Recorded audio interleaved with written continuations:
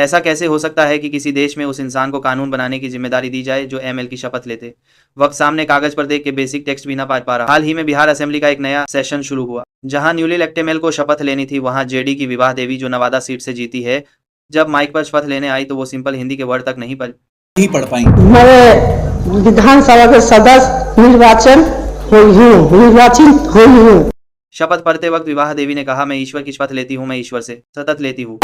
ईश्वर से सतत लेती हूँ। हालत यह हो गई कि उनके बगल में बैठी एक और नेताजी मनोरमा देवी को प्रोमोट बनना पड़ा। वो धीरे से एक लाइन बोलते और विवाह देवी उसे रिपीट करती, बिल्कुल वैसे जैसे स्कूल में बच्चों को डिक्टेशन दिया जाता है। और जब मनोरमा देवी ने लाइन ही बोली तो विवाह देवी जी बोलती है, छुटकी बोलना।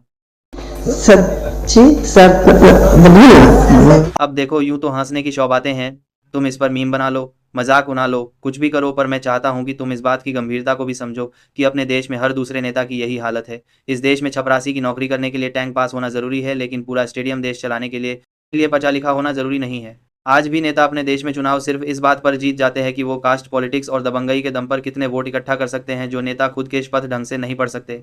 तो मैं कैसे मालूम कि यह कानून को ढंग से पढ़ पाएंगे, समझ पाएंगे और आम जनता के वेलफेयर को दिमाग में रखते हुए उनसे इंप्लीमेंट कर पाएगा। दिक्कत 10वीं या 12वीं पास होने की नहीं है, दिक्कत लग ऑफ साइंटिफिक टेम्परामेंट और अनएजुकेटेड होने की है।